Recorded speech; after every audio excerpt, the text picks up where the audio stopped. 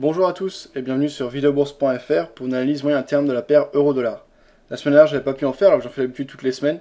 J'étais absent, j'étais en week-end, donc on reprend cette semaine. Donc c'était une semaine chargée. Alors si on prend en hebdo pour commencer à très long terme, on voit qu'on reste sur une dynamique de fond qui est haussière sur l'euro-dollar, mais qu'on est en phase d'hésitation depuis les plus hauts qui avaient été marqués en 2008, avant la crise des subprimes. On était monté jusqu'à 1,60. Ensuite, dégringolade, on est retombé à 1,23. On a même failli rallier la parité, on était quand même à 1,18, donc au-dessus. C'était lors de la crise grecque il y a un peu plus d'un an maintenant, en mai-juin 2010. Et donc on pourrait penser qu'on se trouve actuellement dans un espèce de triangle long terme, puisqu'en effet, voilà, on voit ici, on marque des plus bas de plus en plus haut. J'essaie de bien tracer ça, voilà. Et dans un même temps, on marque des plus hauts de plus en plus bas. Donc une phase d'hésitation qui colle bien au contexte économique actuel dans lequel personne ne peut dire avec certitude ce qui se passe, qui tient quoi, etc. Là on était dans une dynamique haussière donc depuis les plus bas marqués en juin 2010 comme j'ai dit, donc les plus bas à 1,18. On a réussi à remonter en mai dernier, donc à l'espace d'un an, à 1,50 quasiment, on était monté jusqu'à 1,4935. Et puis là on a une dégringolade suite aux inquiétudes, donc le dollar qui semble toujours jouer un rôle de valeur refuge, et on a surtout des inquiétudes par rapport à la Grèce, donc c'est vraiment un problème européen. Alors quand je dis le dollar joue un rôle de valeur refuge, c'est plus vrai face à de nombreuses valeurs, les valeurs refuge dans l'absolu sont le franc suisse et le yen japonais, mais face à l'euro il joue toujours ce rôle de valeur refuge. C'est mon avis, je crois que c'est l'avis également de Nicolas Chéron, etc. Donc il y a plusieurs analystes qui pensent ça aussi, donc je pense pas trop me tromper en disant ça, même s'il y en a qui des fois me disent ouais c'est pas vrai le dollar c'est plus une valeur refuge, mais par rapport à l'euro je pense que ça le reste quand même, surtout dans le contexte qu'on a actuellement. Là en hebdo on voit qu'on a cassé un support oblique très important, justement le support qui conduisait le mouvement haussier depuis les plus bas de juin 2010. Donc on avait eu des plus bas dans un premier temps à 1.18, ensuite en janvier 2011 on avait marqué 1.2894, on avait accéléré à la hausse en mai pour atteindre un nouveau plus haut, et là cassure très franche, hein, et on retrace plus de 38,2% du mouvement haussier précédent. Alors si on regarde en journalier, on a le même scénario qui se dessine. On est désormais pris donc dans un canal baissier. Alors pour le moment, on peut tracer des résistances et supports sous cette forme. On va mettre ça en rouge. Donc on voit là la résistance oblique baissière, le support oblique baissier, on a bien les plus hauts de plus en plus bas, des plus bas de plus en plus bas. On se trouve donc à moyen long terme, donc en graphe journalier ici, dans un canal baissier. Donc les moyennes mobiles je vais les enlever parce que ça m'énerve, j'utilise plus en ce moment. Voilà.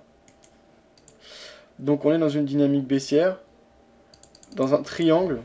Donc dans le fond on est dans un triangle sur du très long terme, comme on l'a vu tout à l'heure en hebdo. Donc on était plus dans la partie haut du triangle, donc suivre ce mouvement baissier me semble pas incohérent. Là on a franchi les 38,2%. J'ai tracé un support oblique baissier, mais c'est plus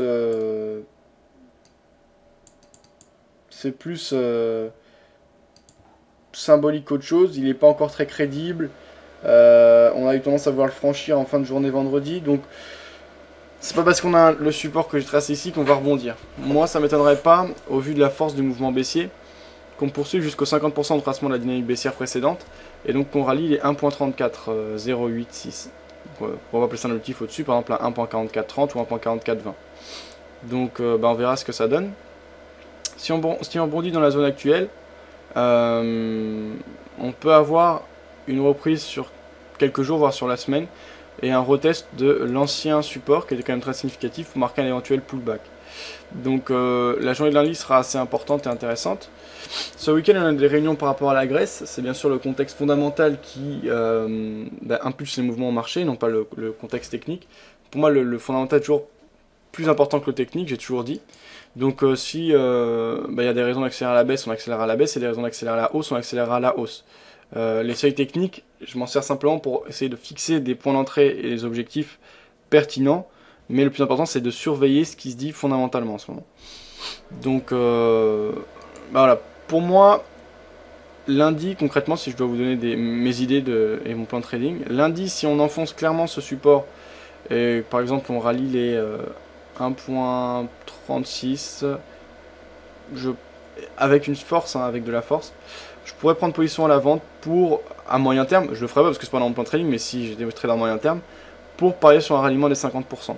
En revanche, si je vois qu'on a un vif rebond et que par exemple on repasse au-dessus des 38.2, donc on repasse au-dessus des 1.3780, donc par exemple qu'on atteint 1.3790 ou 1.38, je prends une position à l'achat pour parier sur l'euro test. Ouais, ça sera un peu tard. Je préfère quand même une position à la baisse, mais après tout dépend des convictions de chacun, tout dépend de ce qui va se dire lors de la réunion, mais si on a une amorce de rebond, pourquoi pas prendre long? Ce serait tout à fait contre la tendance, donc je déconseille, je préfère prendre les trades dans la tendance pour parier sur un pullback. À ce moment-là, on pourrait retester l'ancien support qui pourrait jouer un rôle de résistance. À ce moment-là, parier sur un ralliement des 1.40 par exemple, un retour vers les 1.40, ce serait possible. Avant, une reprise en main du marché par les vendeurs. Alors quoi qu'il arrive, moi mon point de vue il est clairement baissier, à moyen terme. Si je sens dans une unité de temps et qu'on passe en H1, on voit qu'on a une journée tout à fait significative vendredi, avec une accélération supplémentaire en fin de journée, ce qui indique une grosse volonté des vendeurs de prendre en main ce marché. On a franchi le support 1 et le support 2 calculé par rapport au point pivot, on s'approche du support 3 alors que ça faisait déjà suite à une journée très volatile, donc les supports et les résistances étaient assez espacés. Donc c'est quand même synonyme d'une grosse conviction vendeuse. Si elle est confirmée et s'il n'y a pas de décision particulière qui est prise ce week-end, ou si les décisions qui sont prises inquiètent encore les marchés et la zone euro, parier sur le ralliement de la zone des 50% ne me semble pas du tout incohérent.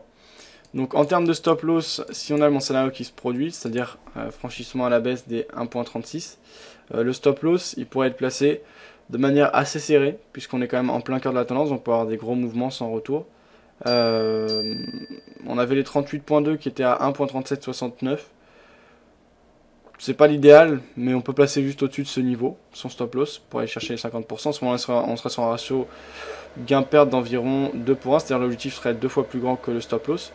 Si on a de la marge, si on est en accord avec les stop loss larges, pourquoi placer son stop loss au-dessus de l'ancien support, qui pourrait désormais jouer le rôle de résistance? Ça me semble plutôt cohérent, parce que comme ça on pourrait se protéger même d'un éventuel pullback, puisqu'on devrait rebondir dessus avant de repartir à la baisse. Au niveau de l'objectif, c'est clair, c'est les 50%. Après, pour ceux qui parient sur un mouvement long terme, alors il y a beaucoup d'économistes qui commencent à avoir des grosses accélérations baissières sur l'eurodoll. On a entendu parler des 1.20, 1.25, notamment la semaine dernière. Pourquoi pas à ce moment-là? Moi, je pense que ça peut être intéressant de jouer différents objectifs. Par exemple, dans un premier temps, parier sur les 50%. Si cet objectif, donc les 1.34, si cet objectif est atteint, on déplace le stop loss au break-even. On laisse courir une seconde partie du trade jusqu'au 61.8%, c'est-à-dire un retour vers les 1.30, voire plus bas. Et ainsi de suite. On peut diviser le trade en de nombreuses parts comme ça. Pourquoi pas déplacer le stop loss au fur et à mesure ou pas, après c'est à chacun de voir comme il veut. Au niveau d'une prise de position éventuelle à l'achat, donc là il faudra avoir des convictions notamment fondamentales. Moi je pense pas du tout que je tenterai, mais ceux qui veulent le tenter pourquoi pas. Se protéger simplement sous les plus bas qui seront marqués. Alors si les plus bas qui sont marqués sont ceux de vendredi, se protéger sous les 1.3624, s'il y en a des plus bas qui sont marqués lundi avant un rebond, par exemple un marteau ou quelque chose comme ça, pourquoi pas se protéger sous les plus bas de la journée de lundi. Et donc pareil sur le ralliement de l'ancien support qui pourrait jouer rôle de résistance dans le cadre d'un pullback. Voilà techniquement ce que je peux dire à moyen terme sur l'euro-dollar. Bon week-end à tous, je vous retrouve lundi tout au long de la semaine pour de nouvelles aventures sur les marchés. Bonne journée à tous, à bientôt.